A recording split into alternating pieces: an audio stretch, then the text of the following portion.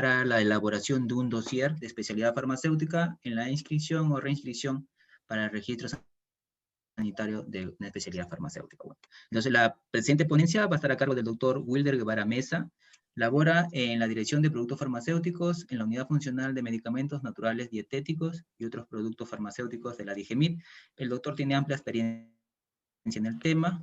Cabe mencionar que el doctor hace esta ponencia a título personal, como Wilder Guevara, y no como parte de la institución, por favor. Entonces, Wilder, te damos la presentación para que puedas disertar ya en la ponencia. Adelante, por favor. Ok, gracias, Carlos. Colegas, tengan ustedes muy buenas tardes. Para mí es muy grato poder dirigirme a todos ustedes y, bueno, hablar de un tema que me parece que es muy importante para nuestro quehacer profesional. Como mencionó el doctor Carlos, yo tengo ya, bueno, en el tema de registros sanitarios tengo 12 años de experiencia profesional. Y trabajo como químico farmacéutico evaluador en la Unidad Funcional de Medicamentos, ¿no? De la Dirección de Productos Farmacéuticos de la DIGEMIT. Entonces, espero que el tema que hablemos hoy sea de su total interés y que le sirva en su quehacer profesional. Entonces, sin más preámbulo, vamos a dar inicio. El título del tema es Gestión de la información para la elaboración del dossier de especialidades farmacéuticas para la inscripción o reinscripción en el registro sanitario. Entonces, para poder ponernos en contexto, creo que es muy importante saber qué es el registro sanitario. De acuerdo a lo que establece el numeral 98 del anexo número 1 de los términos del Decreto Supremo 016-2011 SA, el registro sanitario es un instrumento legal otorgado por la Autoridad Nacional de Productos Farmacéuticos, Dispositivos Médicos y Productos Sanitarios, que autoriza la fabricación, importación y comercialización de los productos farmacéuticos y dispositivos médicos previa evaluación en base a criterios de eficacia, seguridad, calidad y funcionabilidad según corresponde. Entonces vamos a hacer un pequeño análisis de esta definición. Entonces en el Perú, en nuestro país, ¿quién otorga el registro sanitario? Sería la DIGEMIT, o sea, la DIGEMIT como Autoridad Nacional de Medicamentos, ¿no? Y como pueden ver, una pequeña estructura del organigrama de la DIGEMIT, que es un órgano de línea del Ministerio de Salud, y la Dirección General cuenta con 4 direcciones ejecutivas: la Dirección de Productos Farmacéuticos, la Dirección de Dispositivos Médicos y Productos Sanitarios, la Dirección de Inspección y Certificación y la Dirección de Farmacovigilancia, Acceso y Uso. Entonces, si ustedes van a presentar una solicitud para la inscripción o reinscripción en un registro sanitario de algún producto farmacéutico, tendría que hacerlo en la Dirección de Productos Farmacéuticos. Si desean que registrar un dispositivo, tendrían que hacerlo en la Dirección de Dispositivos Médicos y Productos Sanitarios. La Dirección de Inspección y Certificación se encarga de inspeccionar y certificar los establecimientos farmacéuticos y también se encarga del control y vigilancia de los productos autorizados. Y bueno, la Dirección de Farmacovigilancia, Acceso y Uso, como su nombre lo dice, son los que se dedican a hacer farmacovigilancia y el acceso y uso del medicamento. Ahora, una vez que se autoriza o se otorga el registro sanitario, ¿qué le faculta al titular? Le faculta la fabricación, importación y comercialización de los productos farmacéuticos. Entonces, si fuese un laboratorio nacional, puede fabricar porque tiene todos los ambientes adecuados para ello. Si fuese una droguería, el establecimiento farmacéutico, entonces no podría fabricar. Podría encargar la fabricación a un laboratorio nacional o podría importar del extranjero. En caso esta droguería quisiera importar el medicamento, Por ejemplo, ahí sí necesita solicitar o presentar un requisito que sería el certificado de producto farmacéutico o certificado de libre venta. En caso la droguería quisiera hacer una fabricación por encargo, entonces este certificado de producto farmacéutico o CLB ya no es necesario. Ahí lo que tiene que presentar, bueno, es solamente el certificado de buenas prácticas de manufactura y también tener un contrato de fabricación con la empresa o con el laboratorio que le va a fabricar el producto. Bueno, entonces, ahí hasta ahí hemos visto que quién autoriza el registro sanitario y qué facultades tiene, ¿no? Bueno, se entiende que después de fabricar o importar el producto, el titular ya puede comercializar el producto en todo el territorio nacional, en todo el Perú. Entonces, ya sabemos eso, ahora es importante saber qué es un producto farmacéutico. De acuerdo al artículo 4 de la Ley 29459, un producto farmacéutico es un preparado de composición conocida, rotulado y envasado uniformemente, destinado a ser usado en la prevención, diagnóstico, tratamiento y curación de una enfermedad, conservación, mantenimiento, recuperación y rehabilitación de la salud. Esta definición es muy importante porque el producto farmacéutico es el producto terminado, totalmente terminado, ya totalmente envasado, acondicionado, ¿no? Por ejemplo, si yo tengo dos productos que tienen el mismo nombre, la misma cantidad de IFA, el mismo principio activo, la misma forma farmacéutica, pero son de fabricantes diferentes, estamos hablando de productos farmacéuticos diferentes, no estamos hablando del mismo producto farmacéutico, ¿no? Por lo tanto, el producto farmacéutico ya es como producto terminado. En la clasificación de los productos farmacéuticos podemos encontrar que se clasifican en 5 tipos. En medicamentos, medicamentos herbarios, productos dietéticos y edulcorantes, productos biológicos y productos galénicos, ¿no? Así establecido en el artículo 29 del Decreto Supremo 016 del año 2011. Ahora, los medicamentos, a su vez, se clasifican en especialidades farmacéuticas, agentes de diagnóstico, radiofármacos, gases medicinales.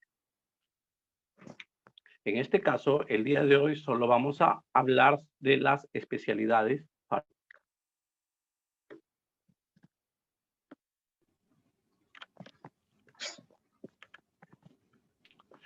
Muy bien. Ahora, también la definición nos señala que se autoriza en base a criterios de eficacia, seguridad, calidad. No he resaltado funcionabilidad, porque funcionabilidad se refiere a los dispositivos médicos. Los productos farmacéuticos solo se registran en base a criterios de eficacia, seguridad, calidad. Aquí, en esta diapositiva, es importante resaltar algo. En la parte de abajo, nosotros vemos que esta definición es de acuerdo al numeral 98 del anexo número 1 del glosario de términos del Decreto Supremo número 016-2011 SA. Entonces, estamos hablando que para poder dedicarnos al registro sanitario es importante tener conocimiento del aspecto legal, porque el Decreto Supremo es una normativa, está dentro de un marco legal. En cambio, los criterios de eficacia, seguridad y calidad están en base a temas técnicos y científicos. Entonces, el colega que desea dedicarse al registro tiene que conocer los aspectos técnicos y científicos del registro sanitario de un producto farmacéutico y el aspecto legal del registro sanitario, ¿no? Porque si no, no va a poder desenvolverse correctamente o va a tener dificultades. Entonces, nuestra normativa actual establece que el registro sanitario se otorga en base a la ley 29459, que es la ley de los productos farmacéuticos, dispositivos médicos y productos sanitarios, que fue publicado el 26 de noviembre del 2009, y tiene un reglamento, que es el Decreto Supremo número 016-2011 SA, que es el reglamento para el registro, control y vigilancia sanitaria de productos farmacéuticos, dispositivos médicos y productos sanitarios, que fue publicado el 27 de julio del 2011. Entonces, es esta la normativa que necesariamente se tiene que conocer para poder dedicarnos al registro sanitario. Ahora, también hay directivas específicas, como la directiva sanitaria número 031 MINSA-DIGEMIT V01, que es la directiva sanitaria que reglamenta los estudios de estabilidad de medicamentos, y el cual fue aprobado con una resolución ministerial número 805-2009 MINS. Esto fue publicado el 25 de noviembre del 2009.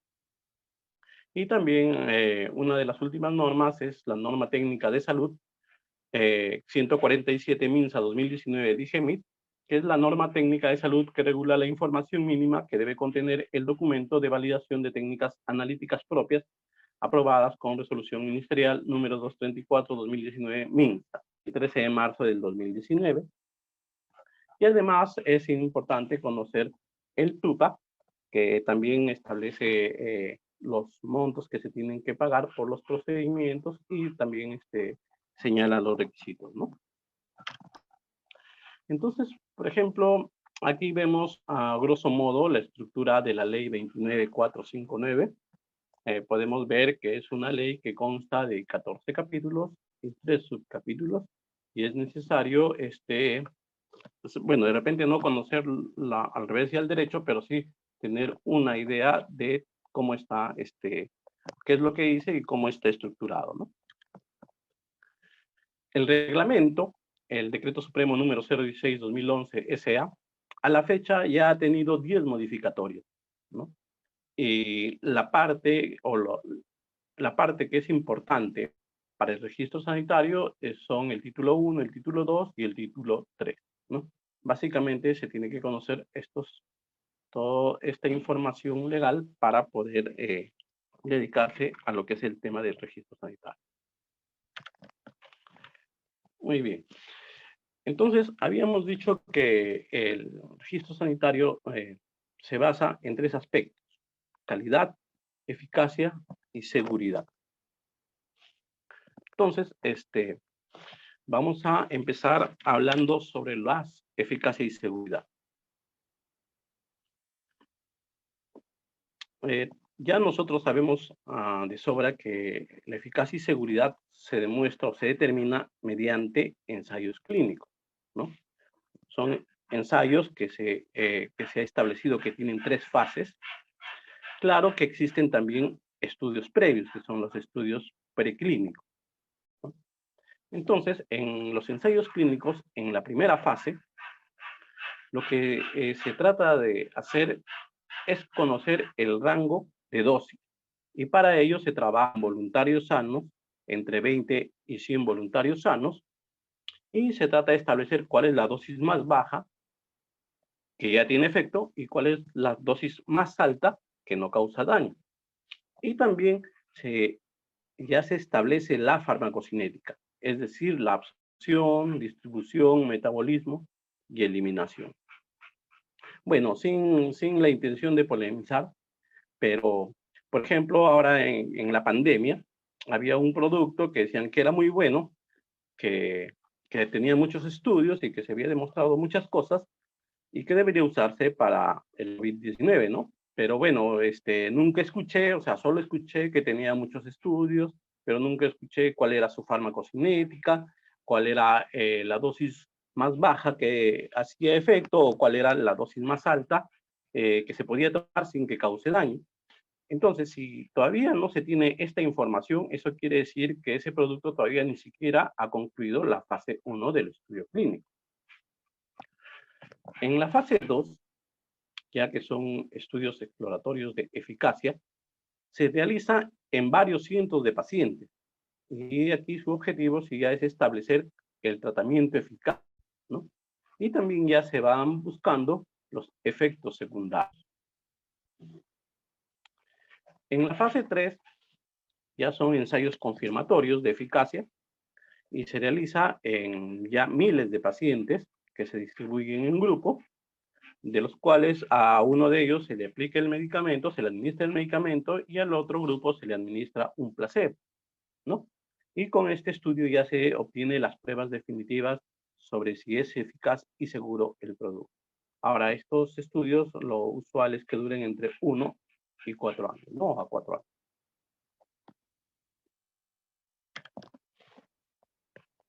Aquí en la foto tenemos todo un dossier de eficacia y seguridad, ¿no? Es un colega de la Agencia Española de Medicamentos y Productos Sanitarios, que, bueno, era su primera evaluación de eficacia y seguridad, y, bueno, pues quiso inmortalizarse con su primer dossier, ¿no? Que tenía que evaluar. Bueno, como ven, la cantidad de información de eficacia y seguridad que se presenta para solicitar un registro es bastante. Y bueno, en España se hace en base, bueno, y en los países de alta vigilancia sanitaria, ¿no? Se hace en base al CTD, que es el documento técnico común, que se hace mediante los módulos 5 en informe de los estudios clínicos y también los módulos 2.5 y 2.7. Entonces, esos 3 módulos están en todas esas cajas. Y bueno, cuando ellos evalúan toda esa información y todo ya está ok, entonces le dicen al usuario que tienen que presentar un resumen de todos esos estudios que ellos ya han aprobado, ¿no? Entonces el usuario presenta un resumen donde en ese resumen pone pues las indicaciones, las contraindicaciones, la posología y todo lo que va, ¿no? Y entonces el evaluador va verificando si, bueno, pues las indicaciones que está poniendo en el resumen concuerdan con todos los documentos presentados. Y le puede decir, sí, está muy bien, pero, o sabes qué, acá estás poniendo una indicación que no está totalmente demostrada en tus estudios, por lo tanto, retíralo. Y entonces así va, selecciono la información que debe ir en ese resumen. Ese resumen, una vez que es aprobado, nosotros lo conocemos como ficha técnica o como resumen de las características del producto o como información para el profesional de salud, y lo encontramos en las páginas de los países de alta vigilancia sanitaria. Y bueno, para nosotros, como hacemos una especie de similaridad, en el Perú la eficacia y seguridad se está demostrando, o bueno, se acepta en base al sustento de esas fichas técnicas de los países de alta vigilancia sanitaria, ¿no? Pero como es por similaridad, entonces tu producto tiene que tener el mismo ingrediente farmacéutico activo, tiene que tener la misma cantidad, tiene que tener la misma forma farmacéutica, ¿no? Entonces, si todo es igual, tú puedes decir, yo me acojo a este resumen o a esta ficha técnica para que ustedes vean que el producto mío, que es similar, sí es eficaz y seguro, ¿no? Bueno, esa es la salvedad que se hace aquí en el Perú y es así como se les otorga la eficacia y seguridad al producto, ¿no? Como ustedes pueden ver, aquí hay un resumen. Es un resumen de 13 páginas. Pueden ver la primera página. Y toda esta información es la que va a servir como sustento para las empresas aquí en el Perú, para siempre y cuando su producto sea similar al que está en el país de alta vigilancia sanitaria.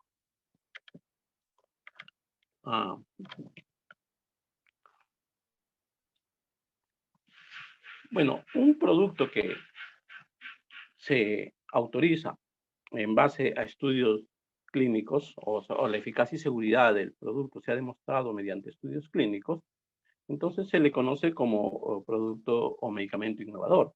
Estos productos tienen la ventaja de tener el efecto comprobado. Es decir, si es un ansiolítico, es porque con los estudios han demostrado que es un ansiolítico. Si es un antiinflamatorio, antipirético, es porque con los estudios clínicos han demostrado que es antiinflamatorio y antipirético, o sea, disminuye la fiebre. Entonces, esa es la ventaja de estos productos innovadores, que tienen el efecto, la eficacia y la seguridad totalmente comprobada. Nosotros aquí, una vez que deseamos acogernos para demostrar la eficacia por similaridad, entonces podemos elaborar un medicamento y solicitar que se comercialice con el DCI o nombre genérico, o también podemos solicitar que se comercialice con un nombre de marca, ¿no? El tema es que los productos que estamos solicitando no tienen el estudio clínico. Pero bueno, por la similaridad se está asumiendo que tienen la misma eficacia y seguridad. Se está asumiendo, ¿no? Lo que no es posible hacer siempre. Ahora,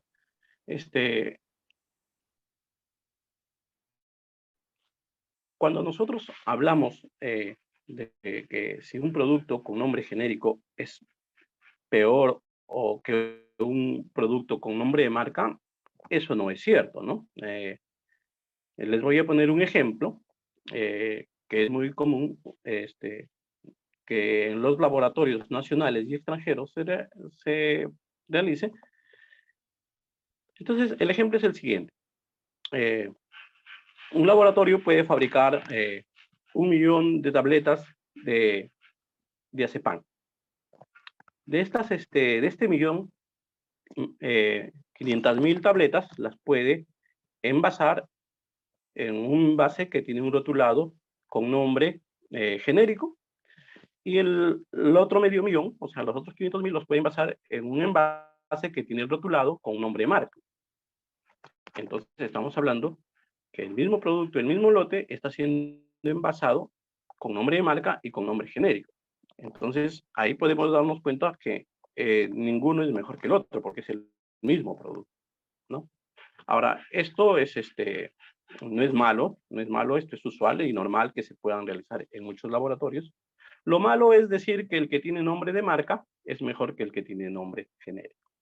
Ahora, aquí lo que también es importante fijarnos es que estamos hablando de medicamento con nombre genérico, que es muy diferente a un medicamento genérico. Y ahorita les explico por qué. Bueno, otra manera también de demostrar que el producto es eficaz es mediante los estudios de bioequivalencia o los perfiles de disolución. Bueno, siempre y cuando el ingrediente farmacéutico activo permita que se puedan utilizar los perfiles de disolución. Entonces, si yo demuestro que mi producto tiene los mismos niveles al mismo tiempo en cantidad que el innovador o que el producto de referencia, yo voy a decir que mi producto es bioequivalente o es intercambiable, ¿no? Si yo demuestro, en caso amerite, que con los perfiles de disolución, que mi producto tiene el mismo comportamiento que los perfiles de disolución del producto de referencia, entonces también podemos decir que son intercambiables.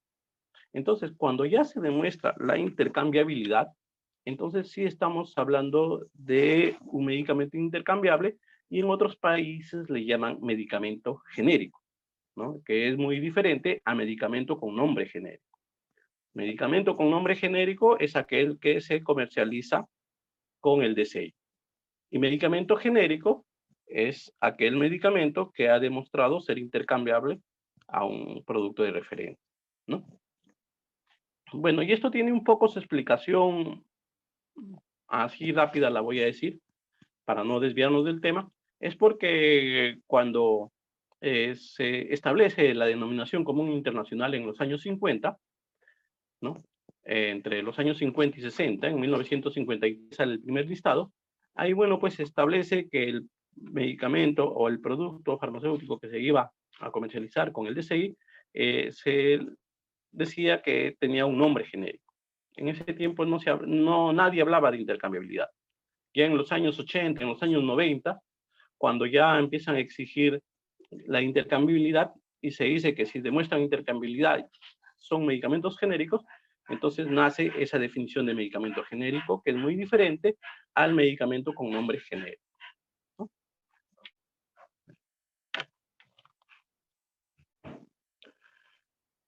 Ahora, ya dentro de los requisitos para la inscripción y restricción de las especialidades farmacéuticas, es importante saber que nuestra normativa clasifica a los medicamentos en tres categorías, ¿no? La categoría 1, que es aquellos medicamentos cuyo ingrediente farmacéutico activo o asociaciones se encuentran en el Petitorio Nacional Único de Medicamentos Esenciales. Los productos que están en la categoría 2 son aquellos productos que no se encuentran en el petitorio, pero sí se encuentran en los países de alta vigilancia sanitaria. Y los productos o los medicamentos que son categorizados, les corresponde la categoría 3, son aquellos cuyos ingredientes activos no están en el petitorio y tampoco están en los países de alta vigilancia sanitaria. O sea, no están ni en la categoría 1 ni en la categoría 2. Ahora, un ejemplo de un medicamento que le corresponde la categoría 1 es el diclofenaco de sodio. El diclofenaco de sodio se encuentra en el Petitorio Nacional Único de Medicamentos Esenciales, por lo tanto le corresponde la categoría 1. El diclofenaco de potasio no está en el petitorio, pero sí lo pueden encontrar en los países de alta vigilancia sanitaria. Por lo tanto, el diclofenaco de potasio es un medicamento de categoría 2. Un producto de categoría 3 sería el diclofenaco de sodio más paracetamol. Esa asociación no está en el petitorio, no está en ningún país de alta vigilancia, y si alguien lo quiere registrar o inscribir, ¿no? Porque bueno, ya hay unos inscritos que vienen antes de la normativa, pero los que ahorita quisieran inscribir esa asociación tendrían que hacerlo sustentando la eficacia y seguridad, y le corresponde la categoría 3. Ahora, con respecto a la presentación de la ficha técnica e inserto, por ejemplo, en estas categorías, el que está en categoría 1 no tiene la necesidad de presentar como sustento una ficha técnica de un país de alta vigilancia sanitaria. No tiene la obligación. El que está en la categoría 2 sí tiene obligado que presentar el sustento de eficacia, es decir, la ficha técnica del país de vigilancia, ¿no? Bueno, y la categoría 3 necesariamente tiene que presentar los estudios clínicos que demuestren la eficacia y seguridad.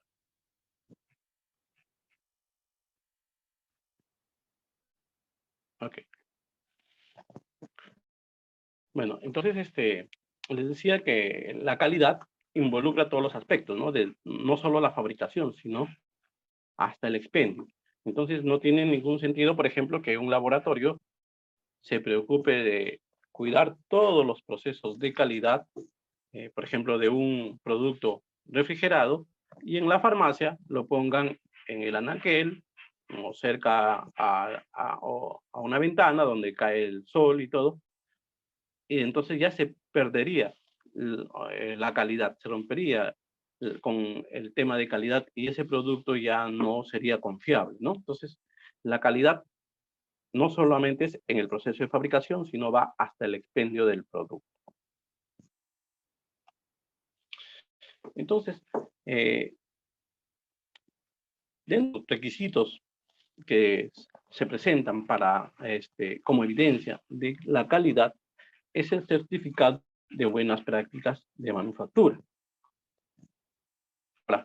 Para que un laboratorio obtenga el certificado de buenas prácticas de manufactura, necesariamente tiene que tener las instalaciones adecuadas, tanto para la fabricación, para el control y para todo lo que se necesite durante la fabricación de un producto farmacéutico. Además, tiene que tener personal altamente calificado, tanto para el proceso de fabricación, o sea, de producción, y para los controles analíticos. Tiene que tener también los equipos apropiados, tanto para el control analítico como para los procesos de producción. Tiene que tener correctamente identificado y hacer los controles adecuados a su materia prima, ¿no? Desde el ingreso. Y también, bueno, pues tiene que contar con todos los equipos y reactivos que son necesarios para realizar sus controles de calidad. Además, tiene que tener almacenes para la materia prima, para el producto terminado, para realizar los estudios de estabilidad y todo eso lo necesario, ¿no? Y también tiene que tener todo bien documentado, ¿no? Por ejemplo, cuando les hacía el comentario de que un laboratorio fabrica 1 millón de tabletas y medio millón los envasa en un envase con rotulado de marca y otro medio millón en un rotulado con un envase con rotulado de DCI, entonces eso está documentado en el laboratorio, ¿no? Entonces, todo está debidamente documentado. Entonces, cuando un laboratorio cumple con todas estas exigencias, ya está apto para obtener un certificado de buenas prácticas de manufactura. Y ese certificado, bueno, pues es un requisito muy importante que tiene que presentarse en el dossier. Ahora, ¿pero qué es la calidad de un producto farmacéutico? Es un conjunto de atributos físicos, químicos y microbiológicos que un producto farmacéutico debe mantener durante el periodo de vida útil a fin de cumplir con el uso previsto. Es decir, si alguno de estos atributos no se mantienen, ya no se va a poder cumplir con el uso previsto. Ahora, dentro de lo que es la calidad, es importante que el laboratorio sepa cómo se prepara el IFA. En otros países, esto sí es una exigencia, ¿no?, que se debe presentar a la autoridad regulatoria para poder solicitar la inscripción o reinscripción la inscripción de un producto farmacéutico, ¿no? Aquí no, pero de todas maneras es importante que sepan que saber cuál es la preparación del IFA, cómo es el desarrollo del IFA, cuál es la estabilidad del IFA, son criterios importantes para evaluar la calidad de un producto, ¿no? Todo el proceso de fabricación y los controles de calidad del IFA. Aquí en el Perú, bueno, el único requisito que se pide sobre el IFA son las especificaciones técnicas y la técnica analítica. Pero lo que sí aquí se hace en el Perú, pero tampoco no es requisito, es el desarrollo del producto farmacéutico, ¿no? O sea, cada laboratorio nacional, por ejemplo, hace su formulación, diseña su proceso de fabricación y, bueno, los controles de calidad también los hacen en base a las farmacopeas de referencia, siempre y cuando se encuentre su producto en la monografía, ¿no? Y también, bueno, tiene que realizar sus estudios de estabilidad. Para la inscripción, por lo menos, tiene que haber hecho en estos estudios de estabilidad en lotes piloto. Bueno, entonces el laboratorio, para que pueda preparar el producto farmacéutico, tiene que tener un control de los excipientes, de los ingredientes farmacéuticos activos, del sistema de envase y cierre, ¿no?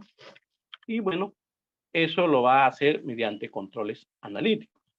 Por ejemplo, si llega la materia prima, o sea, el excipiente o el IFA al laboratorio, estos lo reciben, pero se ponen en cuarentena. Se hacen los controles analíticos y recién, después que estos controles salen ok, se da el visto para que puedan ingresar al laboratorio, ¿no?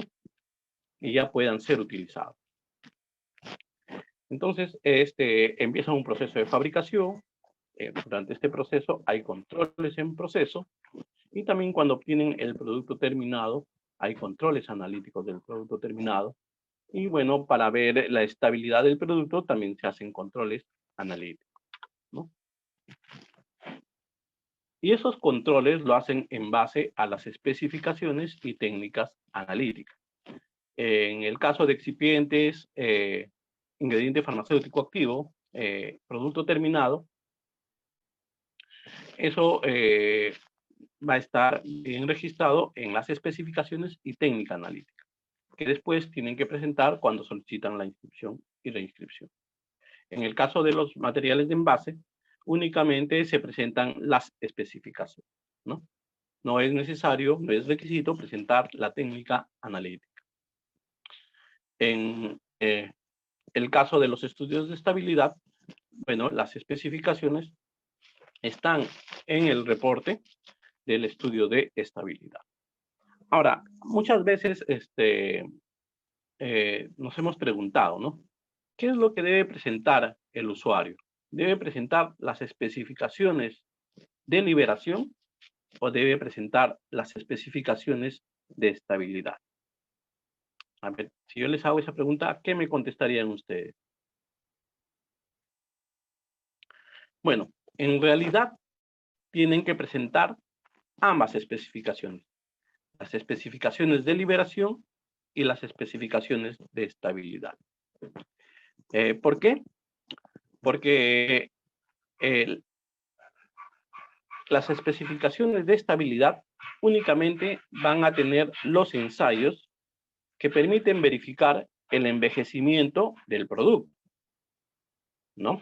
Entonces, por ejemplo, en el estudio de estabilidad no es requisito el ensayo de identificación, porque el ensayo de identificación no permite verificar el envejecimiento del producto. Si fuera una tableta o comprimido, tampoco es necesario presentar la uniformidad de unidades de dosificación, porque este ensayo tampoco no permite verificar ningún envejecimiento. Entonces, las especificaciones de estabilidad no tienen todos los ensayos. En cambio, las especificaciones de liberación sí tienen todos los ensayos completos, ¿no? Entonces, por eso es necesario que se presenten ambos. Ahora, ¿por qué no solo se presentan las especificaciones de liberación? Porque muchas veces los criterios de aceptación de las especificaciones de liberación son más estrechas que las de estabilidad, ¿no? O sea, son más exigentes. Entonces, por eso es que algunas empresas no quieren correr el riesgo y presentan sus especificaciones de estabilidad con los rangos normales.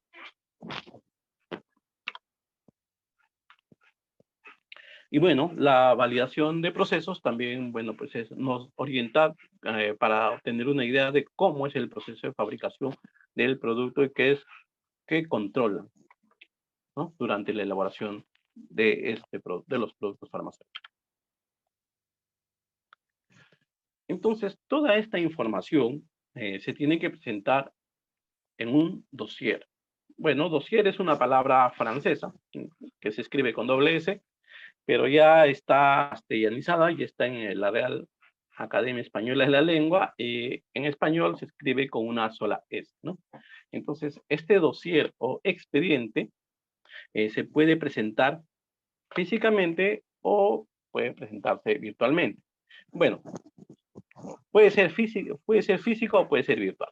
Eso sería porque antiguamente se presentaba en forma física, a la fecha ya no. La presentación es en forma virtual mediante la ventanilla única de comercio exterior, VOS, ¿no? Ahora, ¿qué es lo que tiene el dossier o qué es lo que es un dossier?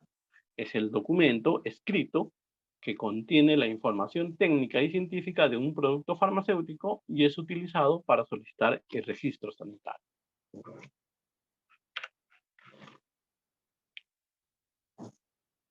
Dentro de los artículos que son muy importantes conocer, está el artículo 42, que ahí está el contenido de la solicitud, declaración jurada de las especialidades farmacéuticas para la inscripción o reinscripción en el registro sanitario de especialidades farmacéuticas.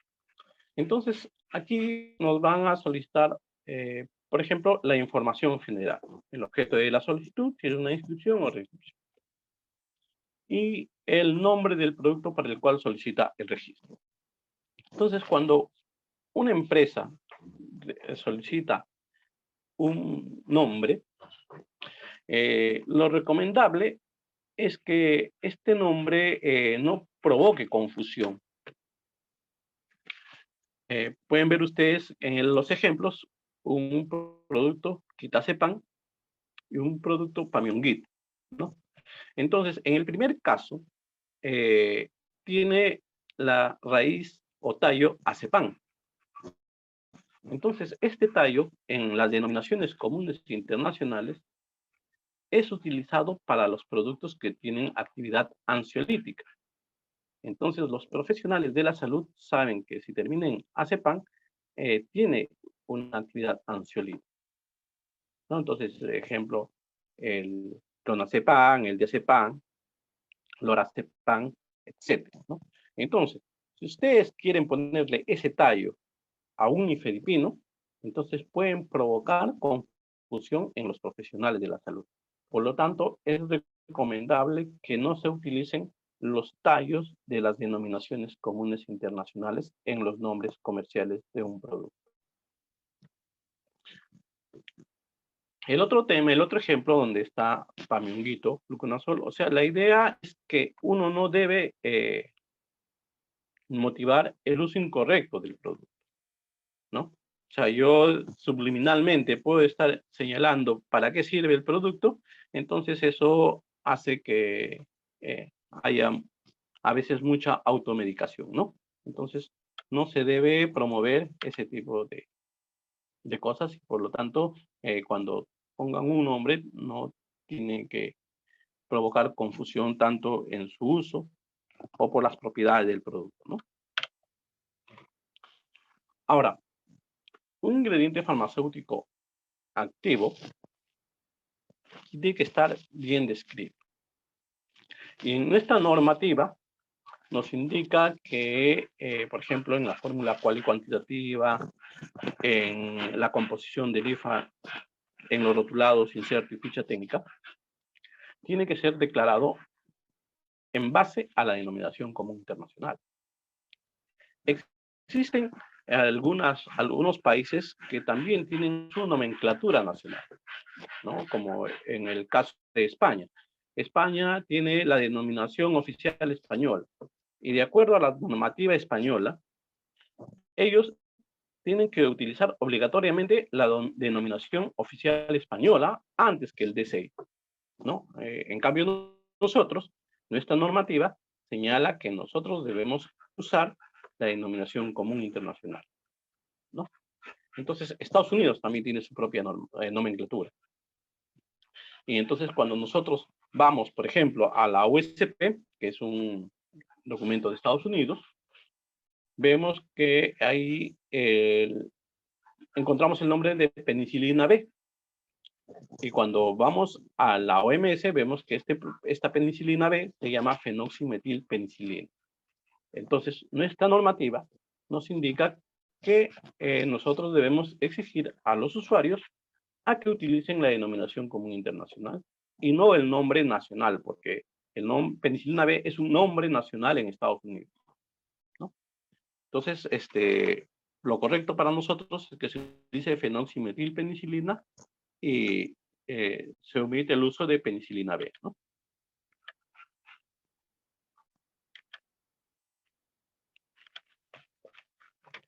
Ahora, podemos ver otros ejemplos. Sabemos que existe también la penicilina B potásica, que asiste en la monografía, y entonces su denominación común, o para usar, dar la denominación al IFA, tendríamos que nosotros señalar fenoximetilpenicilina potásica, ¿no? Porque tenemos que llevarnos del DCI. O sea, el DCI siempre va a ser nuestro soporte.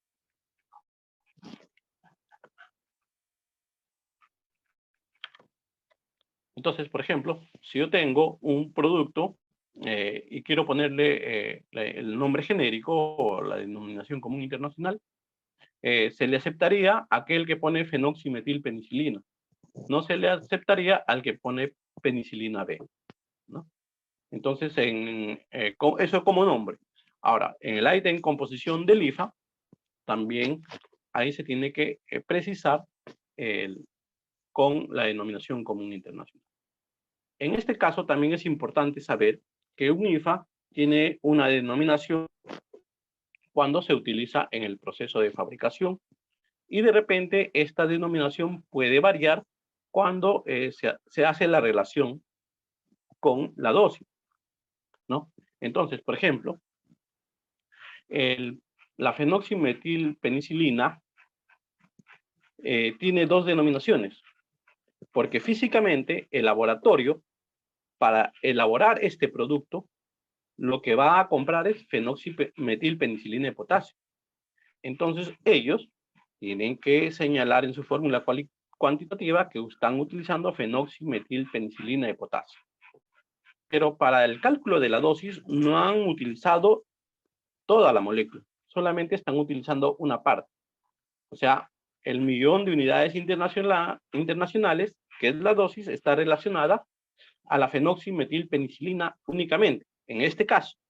Por lo tanto, es importante que se ponga fenoximetilpenicilina 1.000.000 de unidades internacionales y entre paréntesis se ponga el producto que se utilizó en el proceso de fabricación, en este caso como fenoximetilpenicilina de potasio, ¿no? Entonces, en el otro ejemplo es algo similar, nada más que es en otras cantidades. Una cosa también que es muy importante con esta diapositiva señalar es que muchas veces las unidades internacionales no son iguales a las unidades señaladas en la USP. Algunas veces sí coincide, otras no. Entonces, si por ejemplo ustedes solicitaron, o su fabricante les indica que su producto tiene 400.000 unidades, entonces, bueno, se autoriza con 400.000 unidades. Ahora, por ejemplo, ustedes quieren participar en una licitación y les dicen, no, nosotros compramos solo con unidades internacionales, y ustedes vienen y nos dicen, ¿sabes qué? Quiero cambiar mi rotulado, ya no quiero que diga solamente 400.000 unidades, sino quiero que diga 400.000 unidades internacionales.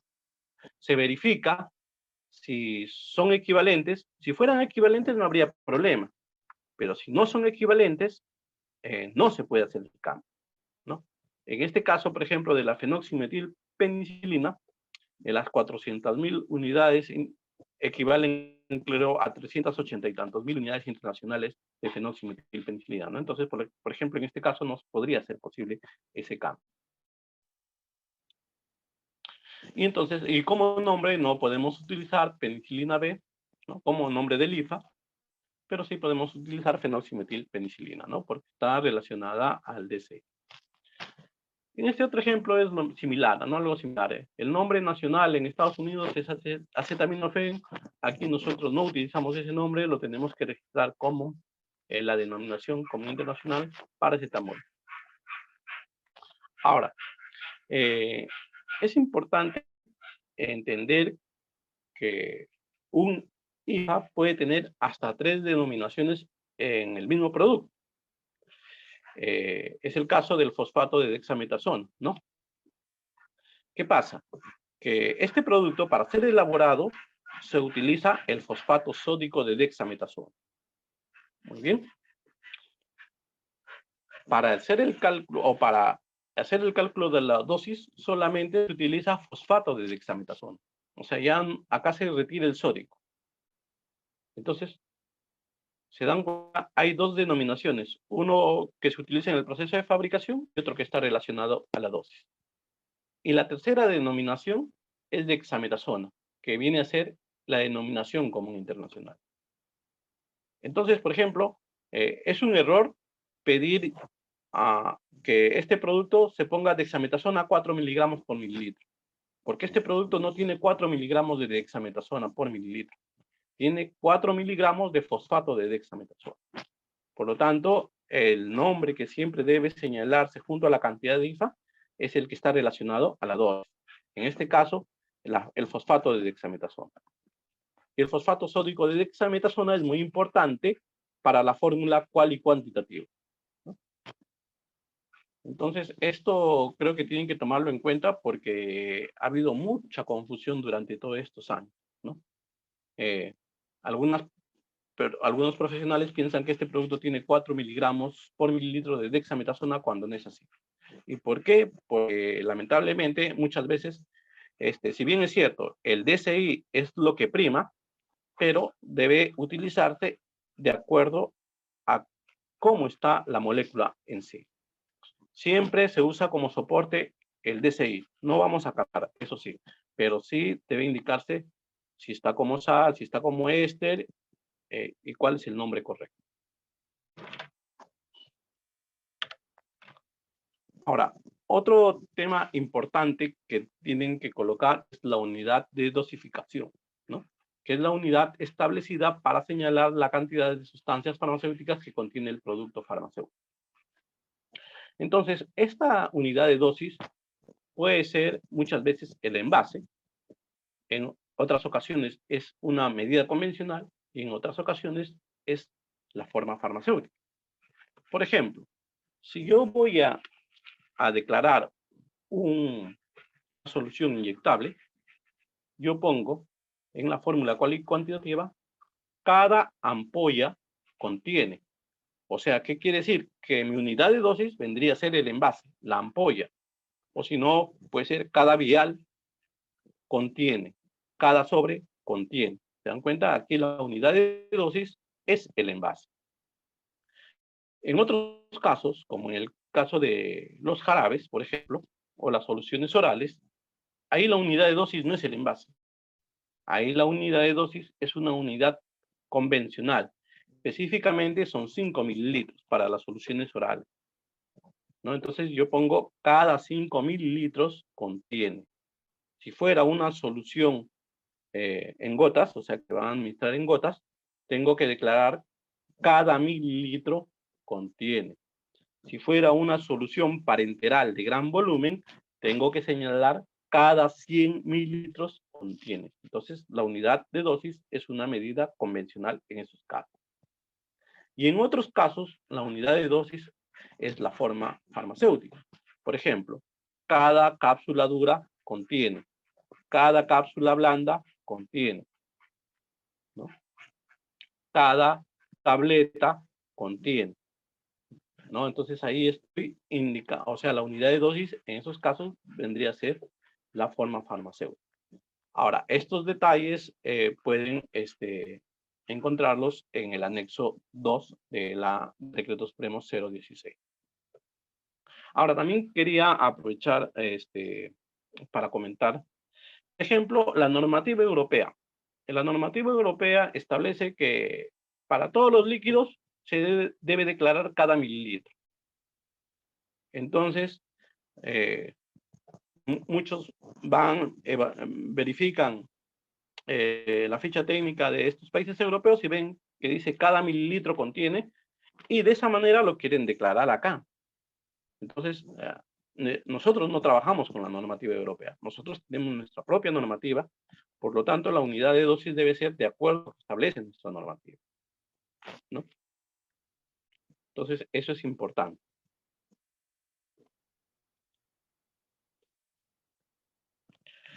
Ahora, aquí en la fórmula cual y cuantitativa, por ejemplo, se puede declarar cada ampolla contiene. En este caso, la denominación del IFA utilizado en el proceso de fabricación es fosfato sódico de dexametasona y utiliza, bueno, una cantidad de 8,74 miligramos, ¿no? Y esto es equivalente a 8 miligramos de fosfato de dexametasona. Ahora, si ustedes se dan cuenta, en la fórmula cual y cuantitativa, lo primero que debo declarar es lo que utilizo en el proceso de fabricación. Y lo que utilizo en el proceso de fabricación es fosfato sódico de dexametasona. ¿Cuánto? 8,74, porque yo en la práctica voy a pesar el fosfato sódico de dexametasona, 8,4 miligramos. Ahora que esos 8,74 contiene 8 miligramos de fosfato de dexametasona, eso se pone como un equivalente. Eso es en la fórmula cualitativa, porque lo más importante es lo que se utiliza en el proceso de fabricación. Ahora, en cambio, en composición del IFA, es al revés, porque esta información que está en el rotulado, en la ficha técnica, sale para los profesionales de la salud, ¿no? A los profesionales de la salud no les interesa si usaron un éster, si usaron una sal, no les interesa. Ellos lo que les interesa es la denominación del IFA que está relacionado a la dosis. Entonces, en el ítem composición es importante declarar cada ampolla contiene fosfato de dexametasona 8 miligramos. Y de manera informativa poner como fosfato sódico de dexametasona. Porque eso es de manera informativa. Ahí ustedes están relacionando la composición del rotulado o de la ficha técnica con la fórmula cual y cuantitativa, ¿no? Y bueno, si quisieran usar como nombre el DCI, aquí lo correcto sería dexametasona o fosfato de dexametasona, ¿no? Porque esos 8 miligramos que hay en 2 mililitros es de fosfato de dexametasona. Por eso el nombre debe ser completo. Ahora, si bien es cierto, no es el DCI, pero sí está soportado por el DCI, ¿no? En este caso, la OMS señala que es la denominación común internacional modificada. Y la OMS en su guía señala que nosotros debemos usar la denominación común internacional modificada cuando corresponda, cuando necesitemos hacerlo, por proceso de fabricación, por dosificación, por biodisponibilidad, por las razones que fuesen, utilicemos la denominación común internacional modificada, ¿no? Ojo, la denominación común internacional modificada no son los nombres nacionales que se encuentran, ¿no? Por ejemplo, acetaminofén es un nombre nacional. No es una denominación común internacional modificada. Entonces, es importante no confundir la denominación común internacional modificada con los nombres nacionales. Los nombres nacionales es obligatorio en sus países. O sea, si ustedes van a encontrar nombres nacionales de Estados Unidos, es obligatorio en Estados Unidos, no en el Perú. Igual en el Reino Unido, en Francia, y en varios países, ¿no? Para nosotros, todos los nombres tienen que ser en base a la denominación común internacional. Ahora, cuando declaramos una crema, por ejemplo, entonces la unidad de dosis sería 100 gramos como unidad convencional. Y aquí tenemos que declarar cada 100 gramos contiene, ¿no? Entonces, en este caso, cada 100 gramos de crema contiene 1 gramo de clotrimazol. Y es la manera como se declara en la fórmula cual y cuantitativa. Y luego se declaran los excipientes. Y la suma de los excipientes debe ser igual a 99 gramos. Porque cuando yo sume los 99 gramos de los excipientes más el gramo del IFA, me va a dar los 100 gramos de la unidad de dosis, que es la unidad convencional, ¿no? En este caso. Ahora, cuando yo declaro cada 100 gramos, yo si deseo puedo convertirlo en porcentaje. O sea, por ejemplo, en este caso es cada 100 gramos de crema contiene 1 gramo, entonces yo puedo decir que es clotrimazol al 1%, ¿no?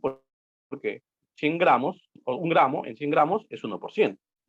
Si yo tuviera una solución parenteral de gran volumen, también podría hacer lo mismo porque lo declaro cada 100 mililitros contiene, ¿no? Entonces, yo puedo decir cada 100 mililitros contiene 0,9 gramos de cloruro de sodio. Entonces, yo puedo declarar que es al 0,9%, como ustedes han visto, o en la dextrosa, que tiene 5 gramos cada 100 mililitros y se declara como 5%, ¿no? Entonces, se recomienda que cuando se declare cada 100 gramos, si desean hacerlo, o bueno, lo usual es convertirlo a porcentaje, en los casos que se declare en 100 gramos o 100 mililitros.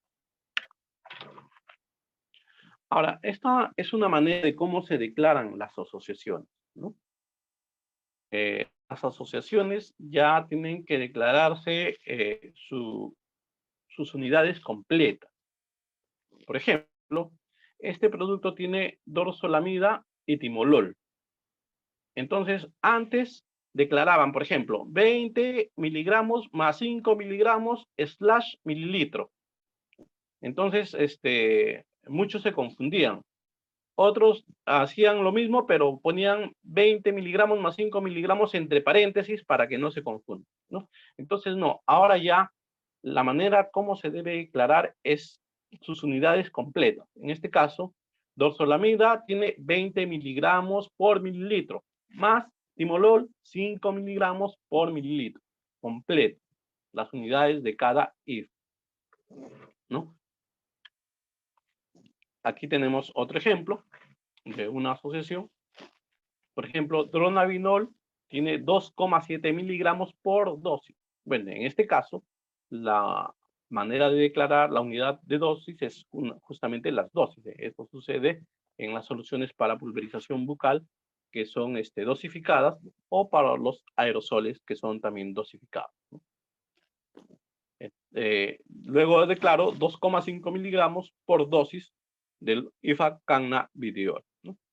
Entonces, esto es la manera correcta de declarar en caso de asociaciones. Ya no se juntan, ¿no? Sino cada IFA se indica con su cantidad y unidades correspondientes.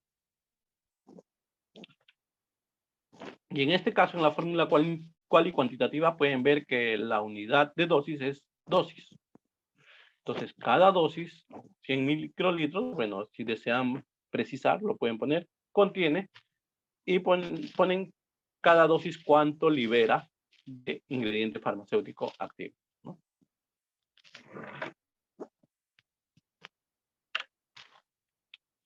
Un ejemplo más, en este caso es un parche transdérmico. Pueden ver que tiene dos IFAs. IFA se declara 203 microgramos por 24 horas y el otro IFA 33,9 microgramos en 24 horas, ¿no? Entonces es completo ya la descripción de cada IFA. Ahora, otra información que es importante declarar es la forma farmacéutica. Y últimamente, de repente, muchos han visto que ha habido muchos cambios en lo que respecta a la forma farmacéutica. Y bueno, esos cambios o esas, de repente, novedades que ustedes están encontrando es por varias razones. En primer lugar, les pongo un ejemplo. ¿Cuál es el término correcto para denominar la siguiente forma farmacéutica? Esta forma farmacéutica sería aerosol para inhalación, aerosol para inhalación oral, aerosol oral para inhalación, suspensión para inhalación, suspensión presurizada para inhalación, suspensión para inhalación en envase a presión, inhalación presurizada, spray para inhalación. ¿Cuál sería la denominación, el término correcto para la forma farmacéutica? Entonces, hace unos años atrás, nosotros teníamos registrado todas estas formas farmacéuticas. Entonces, la pregunta es, ¿todas son correctas? ¿Son sinónimos y todas son correctas? Y al final, haciendo un análisis del tema, no era, solo hay una correcta. Bueno, en ese entonces había una correcta, pero a la fecha eso ya ha dejado de ser correcto porque este tema ha estado evolucionando, ¿no? Les voy a poner un ejemplo. Ustedes dicen acá aerosol para inhalación oral o aerosol oral para inhalación. Ya, ¿cuál escojo yo? ¿Cuál debería escoger? ¿No? Entonces, ¿cuál es la correcta? En este caso, las dos son incorrectas. ¿Y por qué son incorrectas? Cuando uno va a utilizar un aerosol, si bien es cierto, lo pone en la boca, pero este aerosol ingresa por la tráquea, se va a los bronquios y después llega a los pulmones. Y los productos que son de vía oral no entran por la tráquea y no llegan a los pulmones. Los productos que son de vía oral ingresan por el esófago, se van al estómago y luego al tubo digestivo, ¿no? Y ahí empieza la absorción. ¿Se dan cuenta? Entonces, los términos eran incorrectos. Entonces, esta cantidad de términos incorrectos, esto es un ejemplo, había un sinnúmero de ejemplos de muchas formas incorrectas, entonces nos hizo que nosotros empezáramos a limpiar nuestra base de datos, ¿no? Entonces se empezó a trabajar en lo que es la terminología de las formas farmacéuticas. Ahora, este tema de formas farmacéuticas no es un tema sencillo, es un tema un poquito complicado. Es más, por ejemplo, los primeros trabajos serios de formas farmacéuticas que ustedes pueden encontrar son a partir del año 2002, ¿no? Hasta antes no tenía de repente la sistematización que debe tener este tipo de terminología. Es igual que los IFAs, ¿no? O sea, es importante la terminología. El tema es que cada país muchas veces tiene su terminología. Por ejemplo, Chile ya tiene su terminología propia, ¿no? Entonces, y muchos de sus términos no coinciden con nosotros. Entonces, no podemos aceptarlo nosotros. Ahora, ¿por qué este tema es un poco difícil? Porque había muchas confusiones. Para empezar, confundíamos la forma de dosificación con forma farmacéutica, ¿no? Forma de dosificación básicamente describe el aspecto físico del medicamento que se entrega al paciente. En cambio, la forma farmacéutica no describe eso. Ya más adelante lo vamos a ver. Entonces, por ejemplo, si las gotas son una forma de dosificación, no son una forma farmacéutica. Entonces, cuando nosotros confundíamos la definición de forma de dosificación y lo traducíamos como si fuera forma farmacéutica, empezaban todos los problemas. Entonces, hay que tener bien claro que forma de dosificación es diferente a forma farmacéutica. La forma de dosificación son las gotas oftálmicas. La forma farmacéutica es solución oftálmica. ¿Se dan cuenta? Hay diferencias. Una forma de dosificación es el spray. La forma farmacéutica es solución para pulverización nasal. Diferencia en la terminología, ¿no? Entonces, por ejemplo, Estados Unidos, Canadá, Japón trabajan con forma de dosificación. Entonces, sus productos van a tener esta terminología. Drops, sprays. Y de repente van a querer que acá también se ponga esa terminología, pero nuestra normativa no habla de forma de dosificación. Nuestra normativa habla de forma farmacéutica, por lo tanto, no podemos aceptar esa terminología. Entonces se tiene que variar en los rotulados, ¿no? Y en las fichas técnicas y en el insert.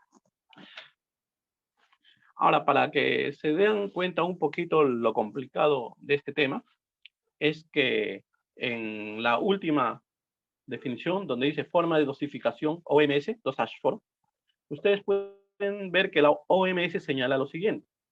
La forma de dosificación farmacéutica y la forma de dosis farmacéutica se consideran sinónimos.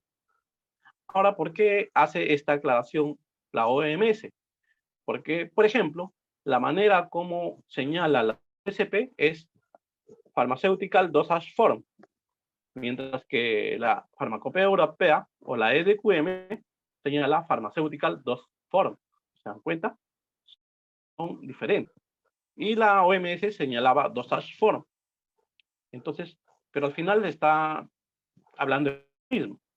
Entonces, por eso es que la OMS tuvo la necesidad de señalar que estos tres términos, o sea, forma de dosificación farmacéutica, forma de dosis farmacéutica y forma de dosificación, son sinónimos. Y esta es una definición que describe lo que es una forma farmacéutica, ¿no? Y para que puedan entender, voy primero a leer la definición y después la voy a explicar.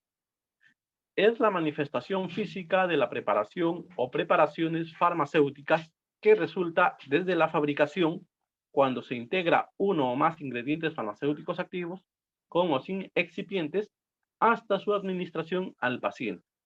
La forma farmacéutica se describe por un término o combinación de términos que detallan claramente las características físicas de la preparación farmacéutica, tales como la forma fabricada, forma de dosificación, forma de administración, forma de liberación, características de administración por el envase o dispositivo, vía de administración y o alguna otra cualidad propia de la forma fabricada. Entonces, básicamente, esa es la diferencia entre una forma de dosificación y una forma farmacéutica. La forma de dosificación describe el aspecto de la forma que se entrega al paciente. En cambio, la forma farmacéutica describe el aspecto físico desde que se fabrica hasta que se entrega al paciente, ¿no? Entonces, básicamente esa es la diferencia. Ahora, en la definición dice, es la manifestación física de la preparación o preparaciones farmacéuticas. ¿Por qué en singular y por qué en plural? Por ejemplo, en la imagen de la izquierda vemos un polvo para solución inyectable. En cambio, en la imagen para la derecha, en la imagen de la derecha vemos polvo y disolvente para solución inyectable. ¿Eso qué quiere decir? Que en el primer caso hay una sola preparación. En el segundo caso hay dos preparaciones que van juntas, están coempacadas, van juntas y va el polvo, va el disolvente y ambas se mezclan para formar una solución que después se va a inyectar. Entonces la forma farmacéutica describe todo a las dos preparaciones y en el caso de la izquierda solamente describe a la única preparación que hay, ¿no? Entonces por eso es que se utiliza en plural, en singular y en plural. O sea, describe a la preparación y también describe a las preparaciones.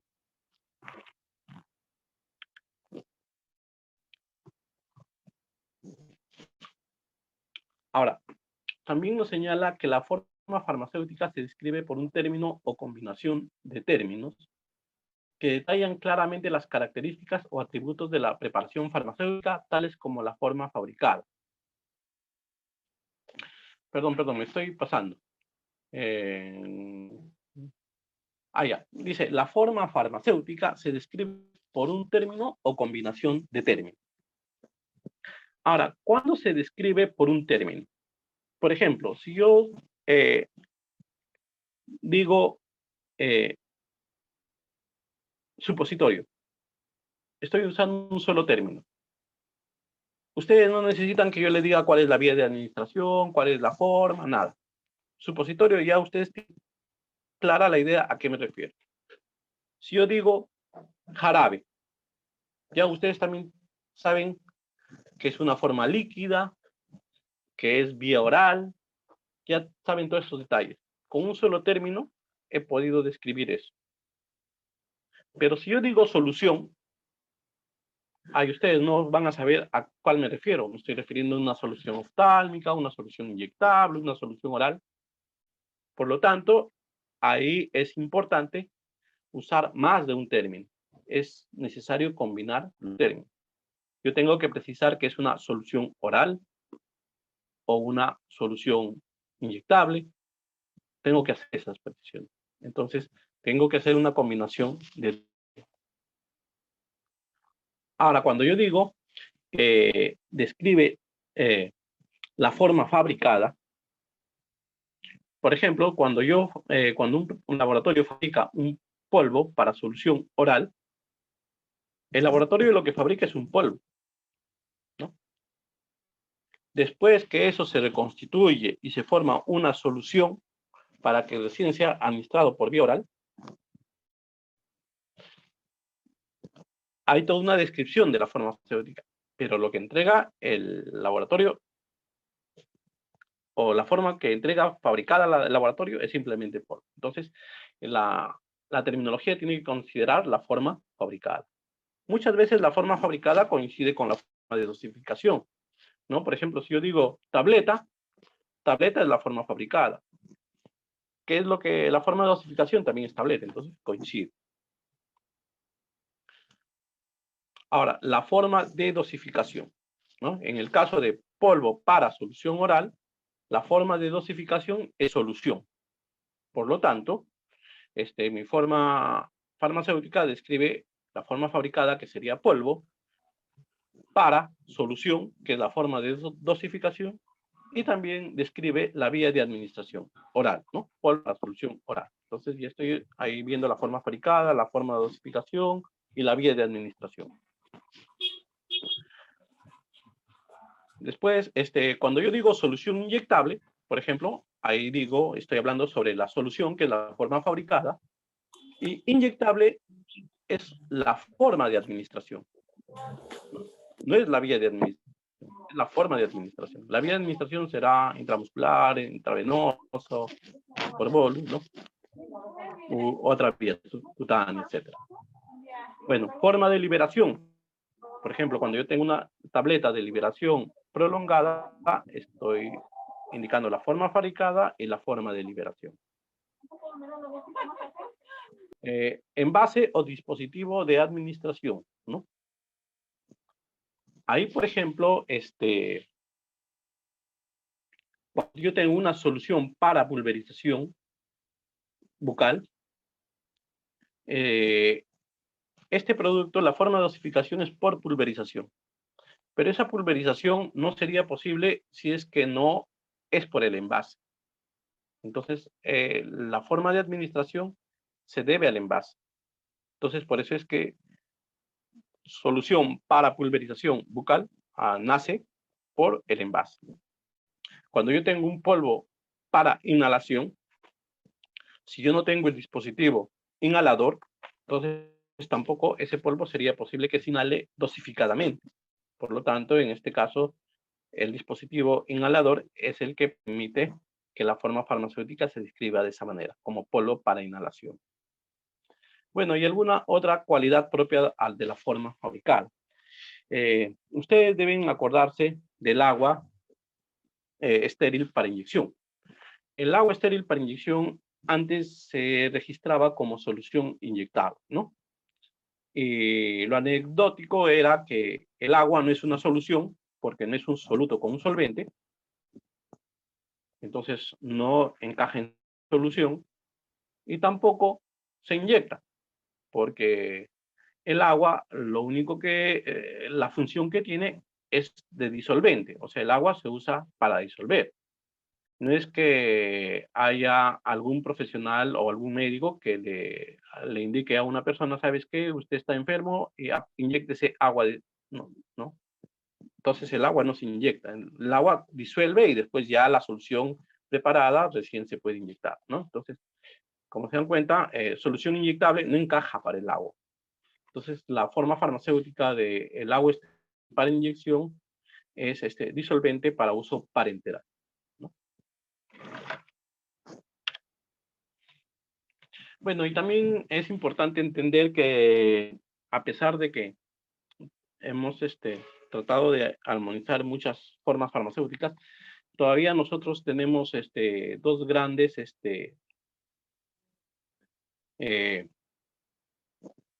influencias, ¿no? Una es Estados Unidos y la otra es Europa.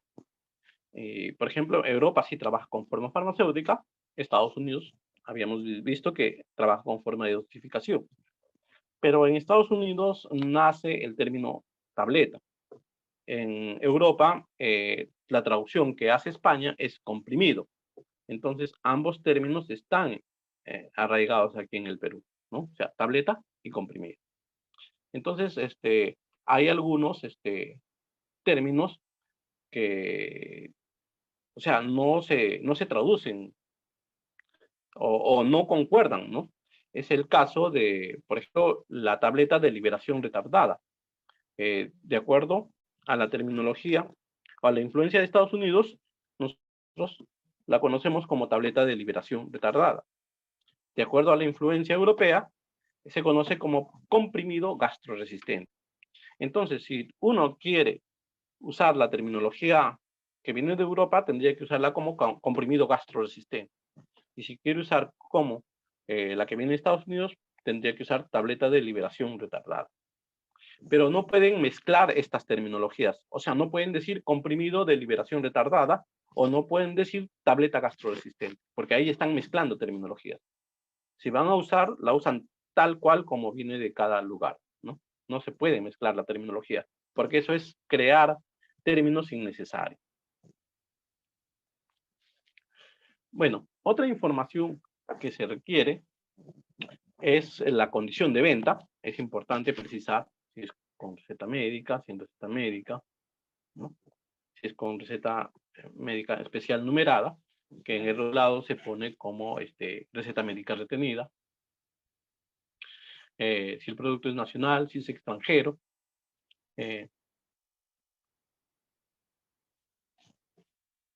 Si es extranjero, necesitará un requisito que es el certificado de producto farmacéutico, o CLB, si es que lo traen por importación, y si lo mandan lo hacen una fabricación por encargo, solamente con el certificado de BPM es suficiente.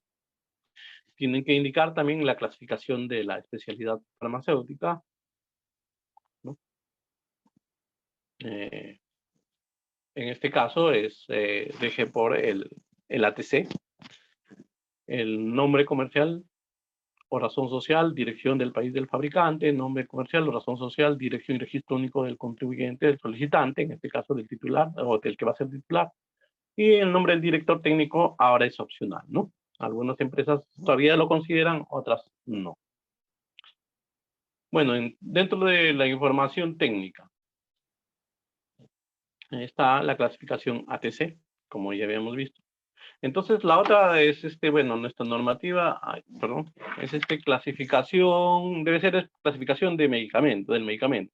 Entonces, en la clasificación del medicamento uno tiene que poner si es especialidad farmacéutica, si es un radiofármaco, si es un gas medicinal, o si es un agente de diagnóstico, ¿no? En cambio, en la clasificación ATC, que sí es de la especialidad farmacéutica, en este caso, hay que poner, bueno, poner correctamente esta clasificación. Recuerden que, por ejemplo, un mismo IFA puede tener diferentes clasificaciones. Por ejemplo, si yo tengo el clotrimazol que es de uso dérmico, la clasificación empieza con D, de dérmico. Si es para una crema vaginal, la clasificación empieza con U, de urogenital, ¿no? Entonces, esa terminología tienen que ponerla correctamente. Después, si es categoría 1, 2 o 3, de acuerdo a lo que ya habíamos visto.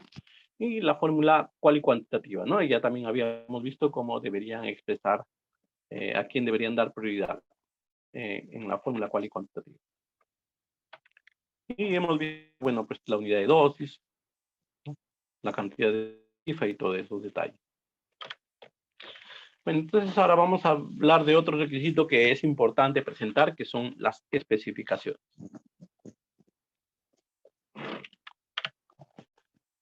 Bueno, las especificaciones es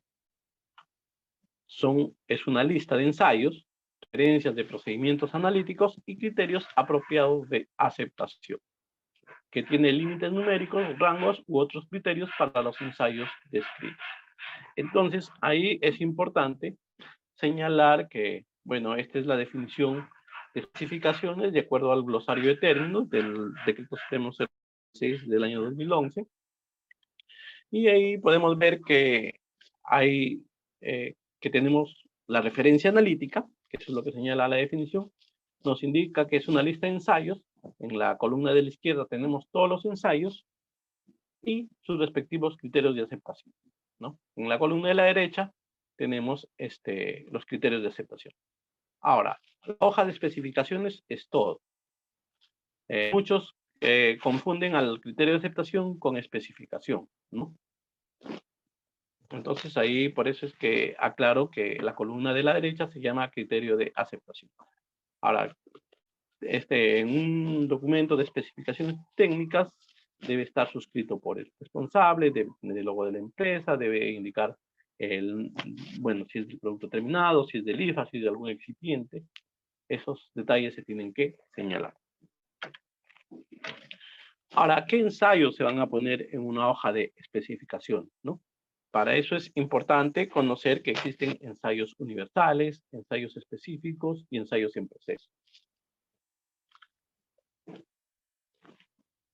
Bueno, los ensayos en proceso son pruebas que pueden realizarse durante la fabricación del ingrediente farmacéutico activo o producto farmacéutico y no como parte de la secuencia formal de pruebas que se realizan desde su liberación. Las pruebas en proceso se utilizan solamente con el propósito de ajustar los parámetros de proceso dentro de un rango de operación, por ejemplo, dureza y friabilidad de núcleos de comprimidos que se recubren y pesos de los comprimidos individuales no se incluyen en las especificaciones. O sea, ¿qué quiere decir? Que estos ensayos en proceso no son obligatorios que se pongan en las especificaciones. Por ejemplo, el ensayo en proceso es el peso de la tableta. ¿Qué quiere decir? Por ejemplo, si yo voy el peso de mi tableta es, por ejemplo, 500 miligramos, entonces yo tengo que ajustar mi tableteadora para que forme tabletas de 400 miligramos. Entonces, haré los ajustes respectivos y haré los primeros ensayos. Y de repente, al principio, mis tabletas no van a salir de 400 miligramos. De repente me salen de 350, 300. Tengo que hacer esos ajustes. Entonces, voy haciendo esos ensayos para ver hasta que llegue a los 400 miligramos. Entonces, cuando llegue a los 400 miligramos, diré, muy bien, ahora sí, mi tableteadora ya va a poder comprimir en el peso que tiene mi producto, ¿no? Entonces, se empieza el proceso de tableteado. Pero esos ensayos no son necesarios ponerlos en la hoja de especificaciones técnicas. Aquí tenemos también el ejemplo de dureza. Ustedes saben que las tabletas se les hace este ensayo para que no salgan ni demasiado duras ni demasiado frágiles y tienen que tener un rango, ¿no? Un criterio de aceptación de dureza. Pero este ensayo no es necesario colocar en una hoja de especificaciones, salvo que sea un ensayo específico, ¿no? Como es el caso de las tabletas masticables. Entonces, las tabletas masticables deben tener un rango de dureza para que no dañen al paciente. Entonces, ahí sí es un ensayo específico. Entonces, en ese caso de una tableta masticable, el ensayo de dureza sí es parte de, o sí se pone en la hoja de especificación. Pero en una tableta que se traga sin masticar, no es obligatorio ponerlo. Ahora, ¿cuáles son los ensayos universales, ¿no? Nos señala que son importantes para asegurar que el IFA, excipientes o productos terminados cumpla con los requisitos mínimos de calidad. O sea, los ensayos universales nos van a presentar los requisitos mínimos de calidad. Los ensayos específicos se consideran aplicables a IFAs, excipientes o productos terminados en función a las propiedades específicas y o uso previsto. Entonces, los ensayos específicos van a depender. En cambio, los universales sí son obligatorios para todos. Dentro de los ensayos universales tenemos la descripción, identificación, valoración e impureza, ¿no? Entonces, estos 4 ensayos sí son obligatorios. En los ensayos específicos, que va a depender, tenemos, por ejemplo, la caracterización físico-química. Esto es obligatorio para IFAs y excipientes. Los ensayos, por ejemplo, de equipamiento. Bueno, los ensayos de equipamiento, un ejemplo es, por ejemplo, en las soluciones acuosas. Necesariamente se tiene que hacer el pH, ¿no? Con un pHímetro. Es obligatorio para los líquidos acuosos. Contenido de agua. Ese es un ensayo obligatorio para los sólidos, ¿no? Porque no debe tener más cantidad de la permitida. Y las pruebas de desempeño, ¿no? Las pruebas de desempeño, por ejemplo, en una tableta, una prueba de desempeño es la disolución. Entonces, es obligatorio. El ensayo de disolución no se va a hacer a una solución inyectable, ¿no? Entonces, es un ensayo específico para las tabletas. Ahora, de repente un segundo, en los ensayos de descripción sí son muy importantes porque los ensayos de descripción nos van a permitir saber si hay cambios o no hay cambios en nuestro producto, ¿no? Ahora, los ensayos de descripción son propios cuando se trata de producto terminado, ¿no? Porque si es una tableta, la forma, el color, si tiene alguna ranura o no tiene, o si es redonda, si es alargada, esos detalles lo establece cada fabricante, ¿no? El ensayo de identificación, sí, porque se tiene que garantizar la presencia del IFA. Tiene que estar el IFA tal cual como uno ha puesto en el producto. Y el ensayo de valoración para cuantificar, bueno, pues la cantidad de ingrediente farmacéutico activo, ¿no? Y en algunos casos también bueno, pero ya entra en el caso de impurezas, ¿no? También es donde ahí se cuantifica, pero se cuantifican las impurezas, ¿no? Que deben estar dentro de los rangos permitidos para uso humano, ¿no? Y ahí tenemos impurezas orgánicas, tenemos impurezas inorgánicas y también los disolventes.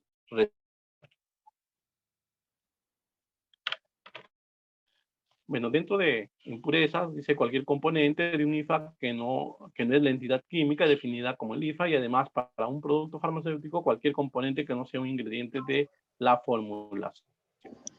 Bueno, dentro de las impurezas, de repente vamos a hablar de las sustancias relacionadas, ¿no? Las sustancias relacionadas son sustancias que se van a formar a partir del IFA, en algunos casos, u otros casos pueden venir como de la fabricación del IFA, ¿no?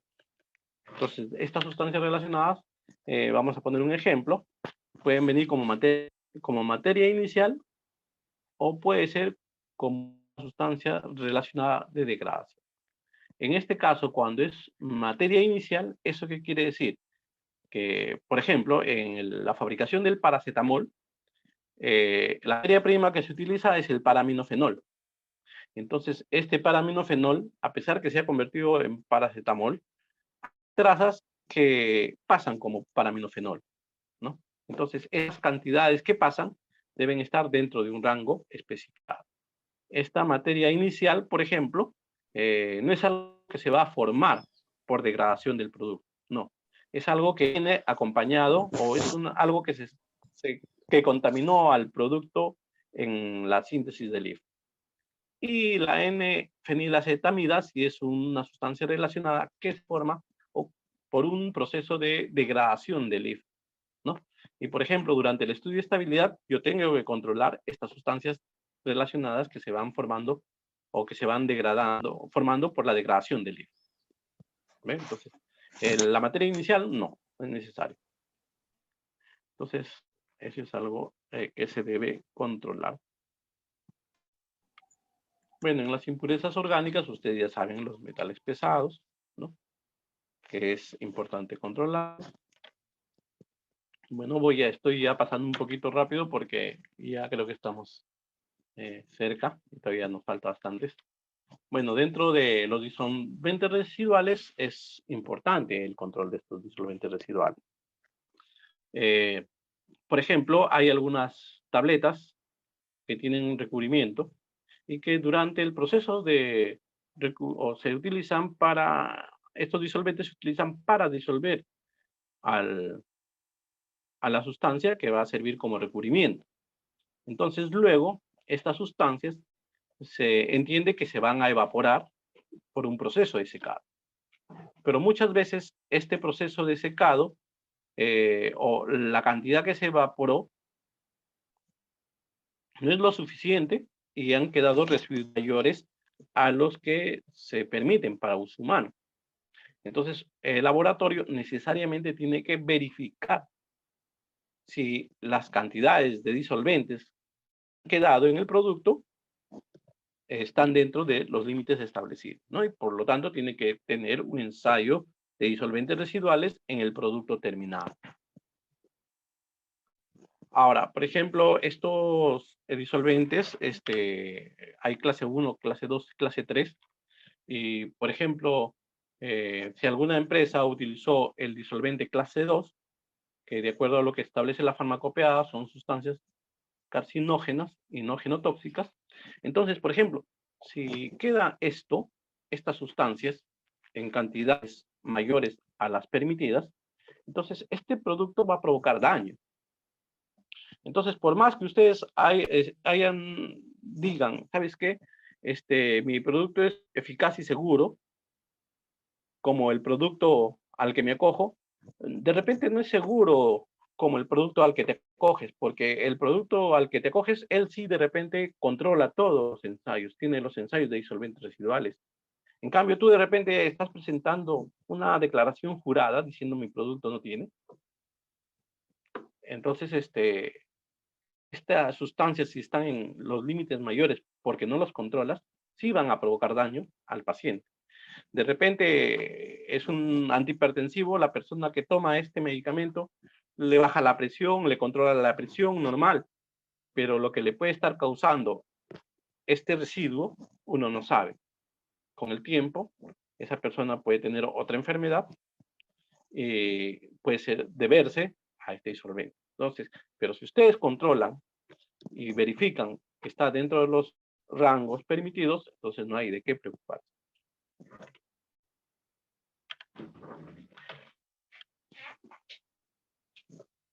Bueno, estos son unos ensayos específicos para comprimidos. Ya habíamos hablado de la disolución, por ejemplo, la uniformidad de unidades de dosificación, que es un ensayo específico para todas las formas farmacéuticas que son monodosis. ¿Eso qué quiere decir?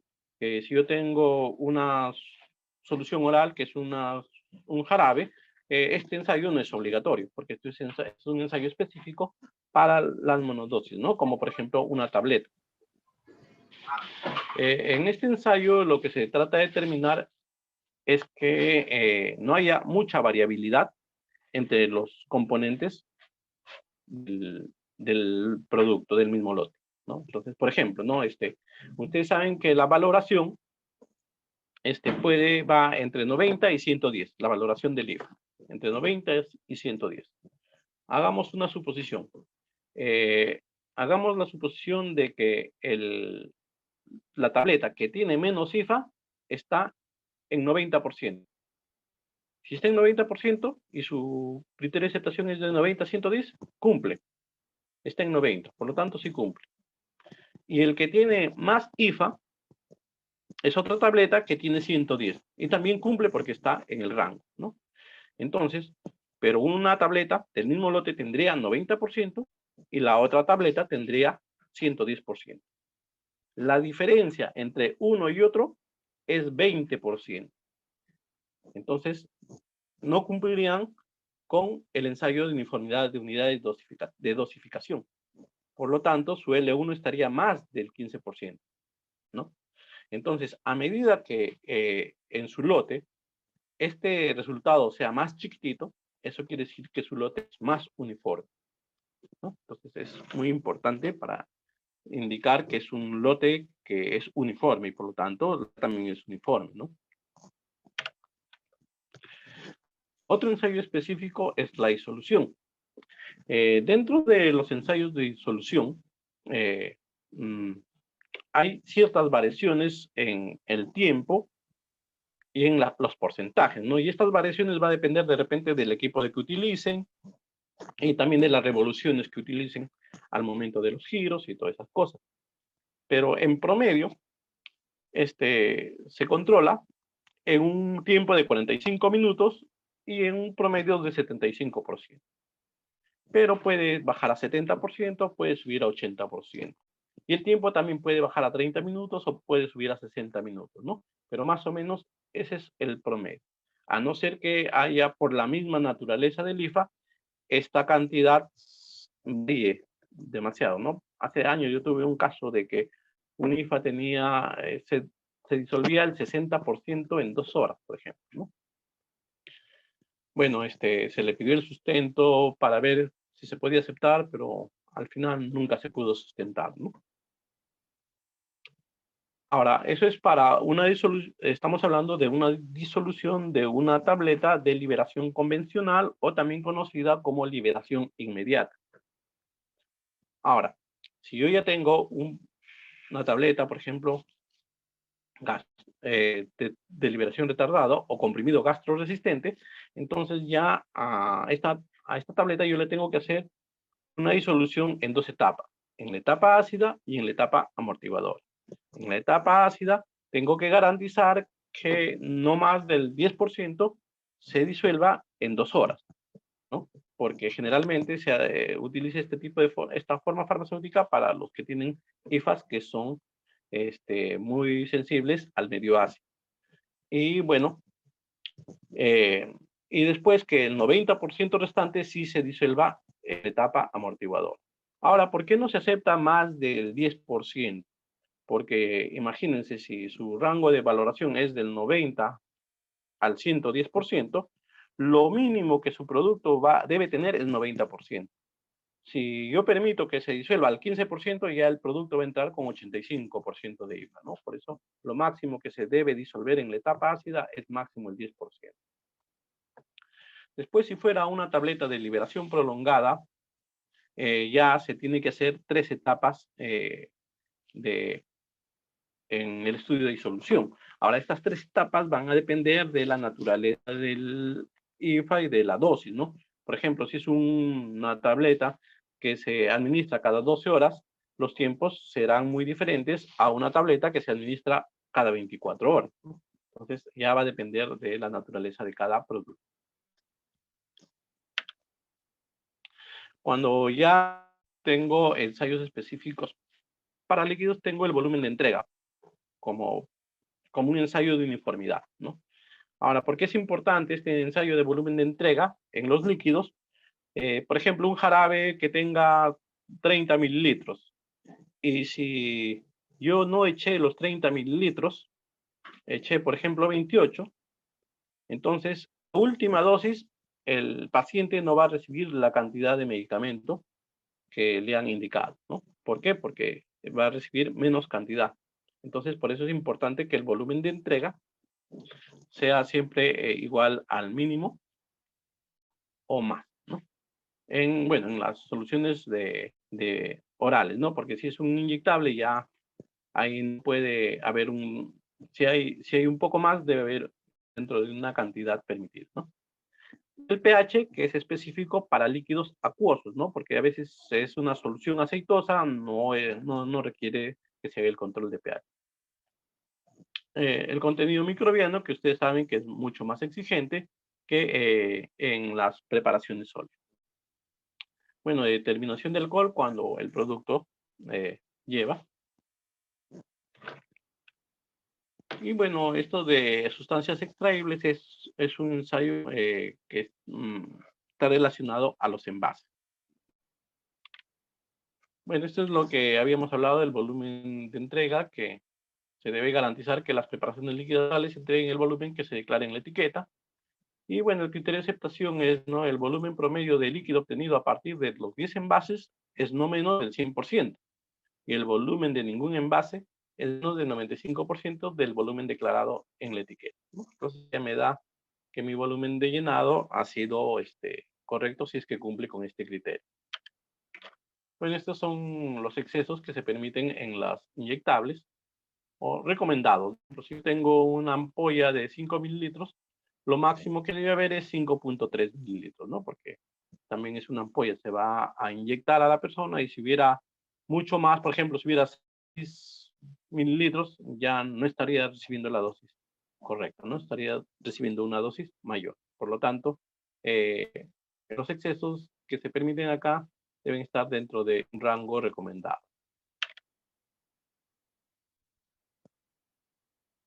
Debe desecharse todo el envase de partículas visibles. Bueno, en los inyectables ustedes saben que debe estar libre de partículas visibles. No se puede tener inyectables con partículas visibles porque es peligroso.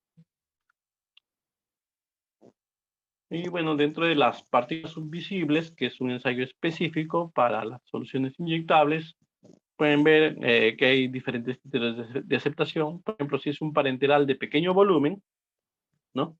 Este envase no debe haber más de 6.000 partículas iguales o mayores a 10 micrómetros. O no debe haber más de 500 partículas iguales o mayores a 25 micrómetros. En cambio, si yo tengo un parenteral de gran volumen, a pesar que también es parenteral, ya el criterio de aceptación es diferente, ¿no? Ya no lo hago por envase, sino lo hago por mililitro. Por mililitro no debe haber más de 25 partículas iguales o mayores a 10 micrómetros y no debe haber más de 3 partículas iguales o mayores de 25 micrómetros. Dentro de los ensayos específicos para semisólidos, vemos la viscosidad, ¿no? El contenido de agua, contenido microbiano. Por ejemplo, con la viscosidad nosotros podemos ver si se están separando las fases o no se están separando, porque a veces eso es lo que sucede en algunos semisólidos, ¿no? Bueno, las reglas para el redondeo, en cuanto a los criterios de aceptación, lo importante es que los criterios de aceptación son números fijos y no se redondean, ¿ok? Eso es algo importante, no se redondean. Esto es algo que establece la farmacopea, ¿no? Que es, bueno, en este caso la UCP, que es una farmacopea de referencia de acuerdo a nuestra normativa.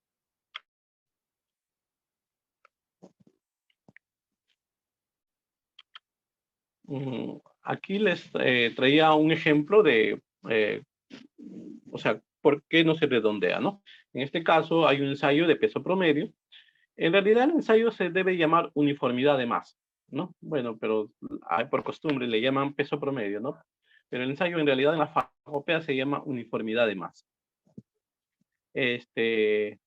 Por ejemplo, una tableta que pesa 198 miligramos se le permite una variación de 7,5% más o menos, ¿no?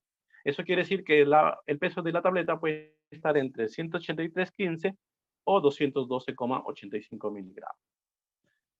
Entonces, si yo hago, por ejemplo, si yo coloco en el criterio de aceptación el número completo, 183,15 miligramos, 212,85, no hay ningún problema.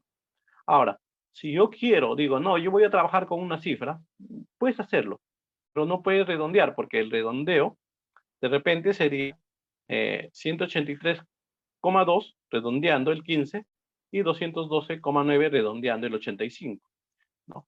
Entonces, pero el 212,9 ya está fuera del rango de 212,85. Entonces, este valor 212,9 ya salió. Por lo tanto, no es posible hacer redondeo. Si ustedes quieren trabajar con una cifra, lo que pueden hacer es estrechar el rango. En este caso, al yo poner 183,2, está dentro de este rango. Y si yo pongo acá 212,8, es más estrecho que 85. Por lo tanto, ahí sí no habría ningún problema. Entonces, esto no es un redondeo, sino tú estás estrechando el criterio de aceptación. Por lo tanto, eso no te va a ocasionar ningún problema. Bueno, dentro de las pruebas microbiológicas, ya sabemos que hay productos estériles, hay productos no estériles, y dentro de los productos estériles tenemos los ensayos obligatorios como límite de endotoxinas, ¿no? Y que es la prueba de endotoxinas bacterianas y las pruebas de esterilidad.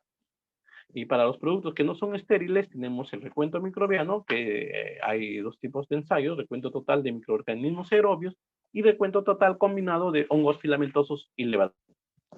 Dentro de los mismos objetables tenemos el ensayo de pruebas de microorganismos específicos, ¿no?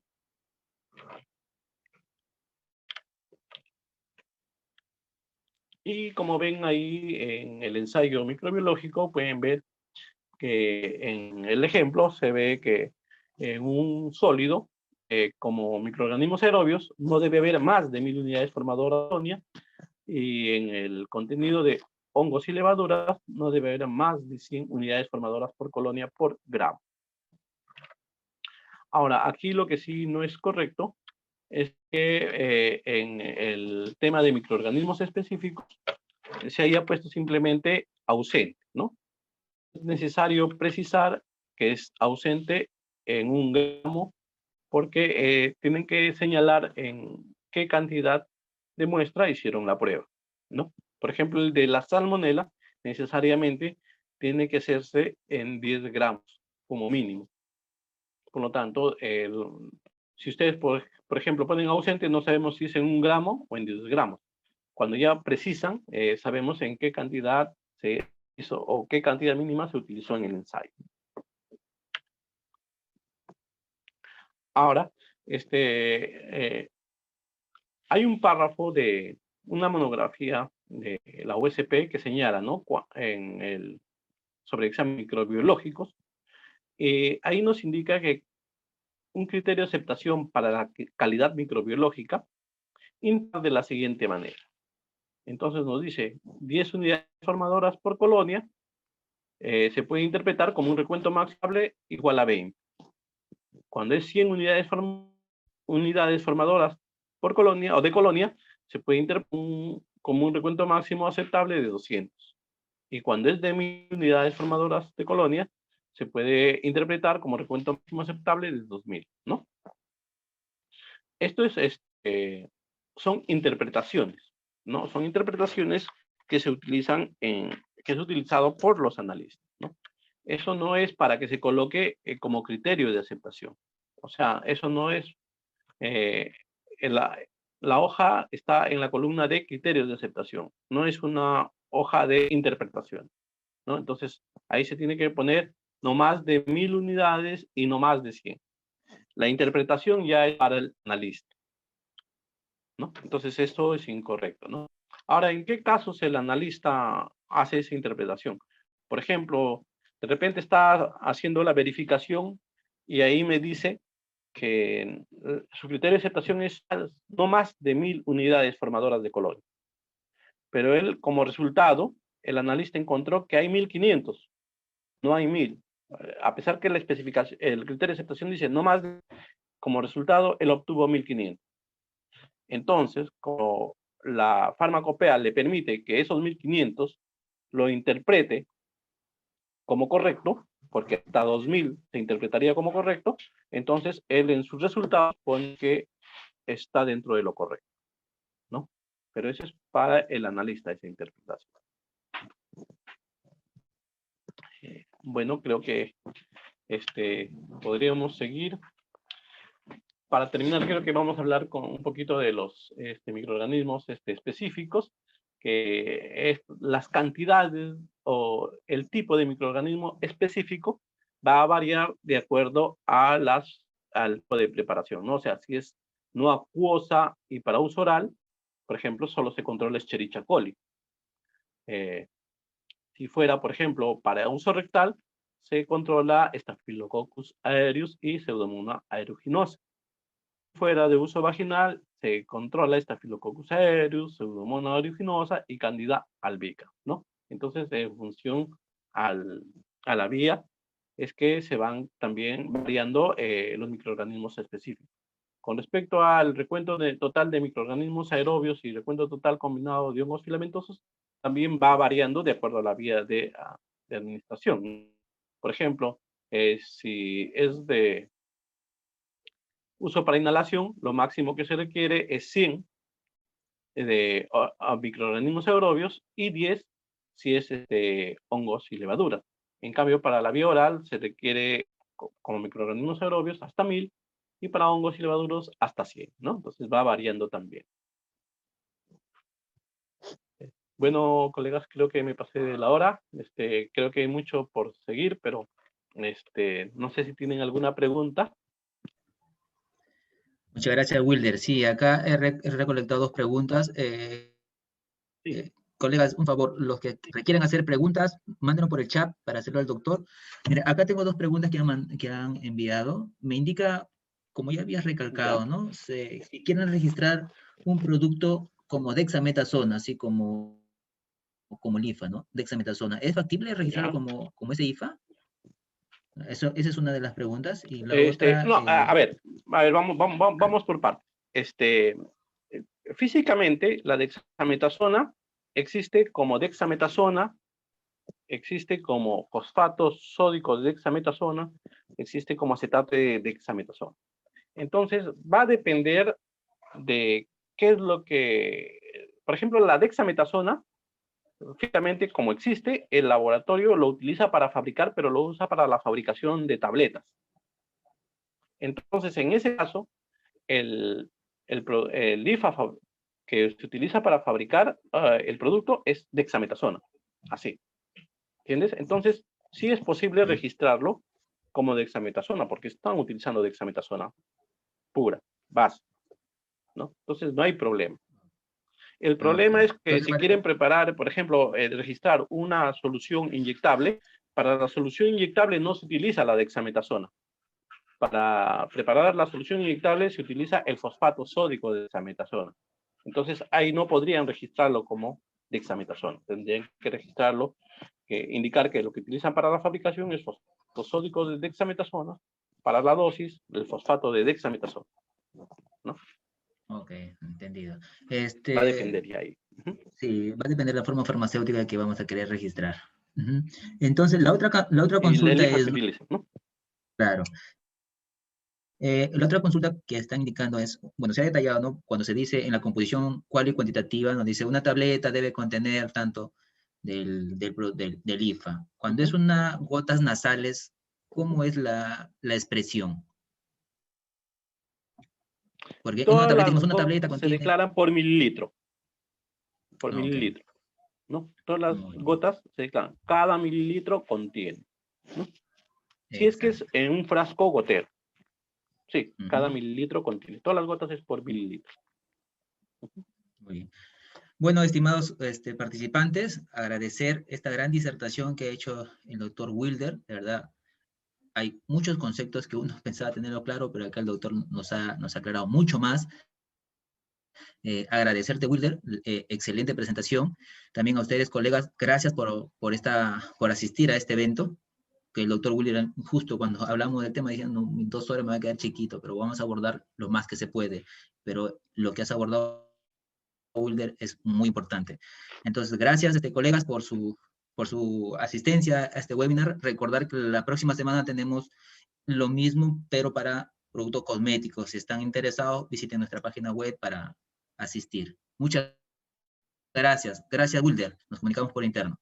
Gracias. Gracias, Carlos. Gracias a todos, colegas. Cuídense. Hasta luego.